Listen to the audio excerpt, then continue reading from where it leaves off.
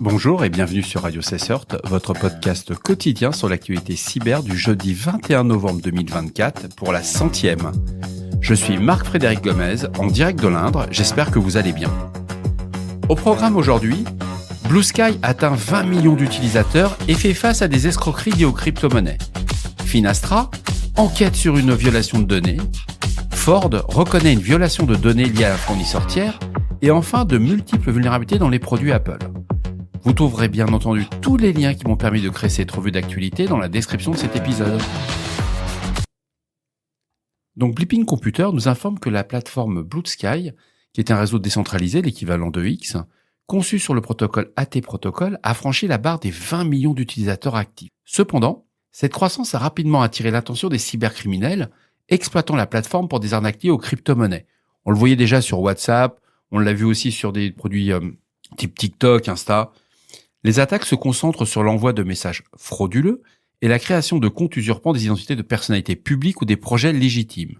Les victimes sont incitées à investir dans des tokens fictifs, de la crypto fictif, et à fournir leurs informations de connexion à des portefeuilles numériques, eux, par contre, existants. Blue Sky, qui se positionne comme une alternative décentralisée à des plateformes comme X, doit également faire face à des défis techniques. Les criminels exploitent les API ouvertes et la conception semi-anonyme pour contourner les mécanismes de modération. Les responsables de Blue Sky ont annoncé un renforcement des outils de détection de comportements malveillants et la mise en place de mécanismes d'authentification pour limiter les attaques. L'absence de centralisation rend les réponses aux incidents complexes et les experts pointent un besoin urgent de meilleures pratiques de sécurité basées sur des blocklists collaboratives. Selon Crebs & Security, le géant de la fintech Finastra, l'un des principaux fournisseurs de logiciels bancaires et financiers au monde, enquête sur une possible fuite de données impliquant l'un de ses partenaires. La compromission aurait été signalée suite à la publication sur un forum clandestin d'informations prétendument issues de leur base de données. Bon, on est sur du dark web, du classique. Les données exposées incluraient des informations sensibles liées à des comptes d'entreprise, tels que des identifiants de connexion, des coordonnées bancaires, et potentiellement des dossiers de transactions. Ces données pourraient être exploitées dans des attaques de Business Email Compromise, ce qu'on appelle des BEC, ou des fraudes bancaires ciblées. Une analyse préliminaire indique que l'attaque pourrait être attribuée à un acteur malveillant sponsorisé par un État ou un groupe criminel sophistiqué utilisant des techniques telles que l'exploitation des vulnérabilités de la chaîne. Bon, Crebs & Security, c'est assez fiable, c'est un vrai journaliste d'investigation, on peut lui faire confiance. Bien entendu, tous les experts recommandent une vigilance accrue de la part des partenaires bancaires qui utilisent les services de Finastra, bien que l'entreprise n'ait pas encore confirmé l'étendue des dommages. D'après Security Affairs, Ford, le constructeur automobile, a confirmé une fuite de données impliquant un fournisseur tiers, affectant potentiellement des informations sensibles sur ses clients et employés.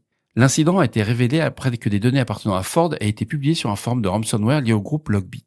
Les données compromises incluent des noms, des adresses, des numéros de téléphone de clients, des détails sur les contrats de maintenance et garantie des véhicules, potentiellement des informations confidentielles sur les chaînes d'approvisionnement et des partenaires logistiques. Le fournisseur tiers en question, non nommé, aurait été compromis via une vulnérabilité de configuration dans ces systèmes existants, en particulier sur des systèmes d'accès distants, donc c'est sur ces VPN.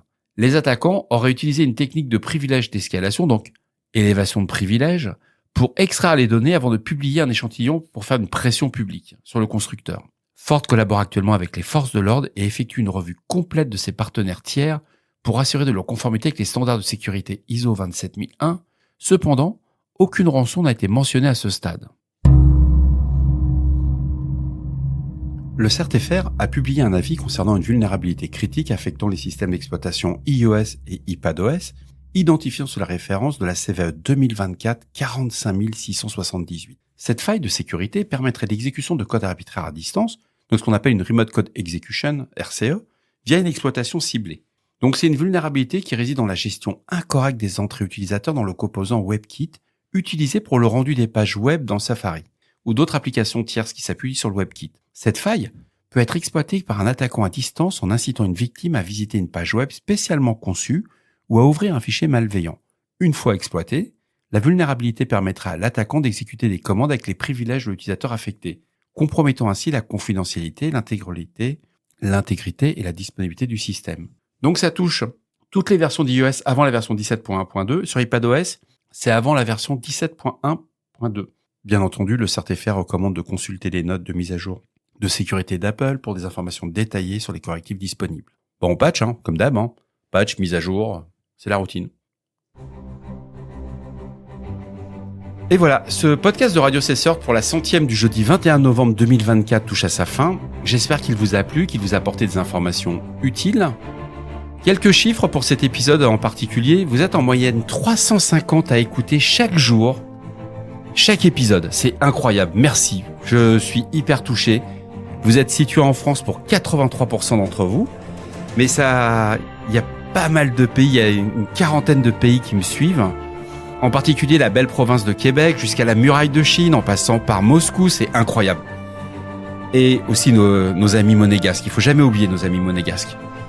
Le premier live a eu lieu ce midi, merci pour vos retours, ça a été, mais comment dirais-je, un Bronx, il n'y a pas d'autre terme quoi. J'avais à peine préparé, en 30 minutes j'avais sorti quelques news. J'ai beaucoup appris parce que quand on diffuse un live, ce que je n'avais pas appréhendé, c'est que je vois pas quand les gens font des interactions. C'est-à-dire que quand les auditeurs me posent des questions, je le vois pas. C'est-à-dire que je parle, mais dans le vide. Il y a pas de retour, il y a rien. C'est terrible. J'ai vu que j'avais des tocs, ouais, on se prend un petit claque quand même. C'est toujours intéressant de se enregistrer. Je vais refaire un live parce que bien entendu, je resterai pas sur un échec. Ça fait pas partie du process. Mais c'est grâce à vous, c'était vraiment génial. Et puis le live apprend aussi une chose, il n'y a pas de montage. Parce que là, dans l'épisode que j'ai fait, vous verrez, pour ceux qui ont suivi le live, on voit à quel moment j'appuie sur la musique, etc. Là, dans le cas présent, pour moi, c'est hyper facile. Je fais une pause pendant 30 secondes, je le coupe au montage, ça se voit pas. Alors sur le live, tout se voit quoi. Mais on fera beaucoup mieux la prochaine fois et grâce à vous tous. J'espère que je pourrai aussi inviter certains d'entre vous. On trouvera des moyens parce que j'ai une plateforme qui me permet de se communiquer par téléphone. On peut aussi passer par une visio, c'est assez sympa. N'oubliez pas, si vous avez des questions, des suggestions de sujets que vous souhaitez voir abordés dans nos prochaines émissions, laissez-moi un message sur le répondeur de Radio Cesseur au 07 68 72 20 09. On est là pour vous. Prenez soin de vous. À demain pour un nouvel épisode. J'espère que vous n'avez pas trop souffert de la neige. Moi, j'ai réussi à sortir uniquement à 18h, quoi, voilà. Et j'en ai profité pour rester sous la couette toute la journée. C'était top. Vous avez pas idée. Ça fait du bien de ne pas travailler pendant une journée. Au revoir. Faut que j'arrête de raconter ma vie, moi.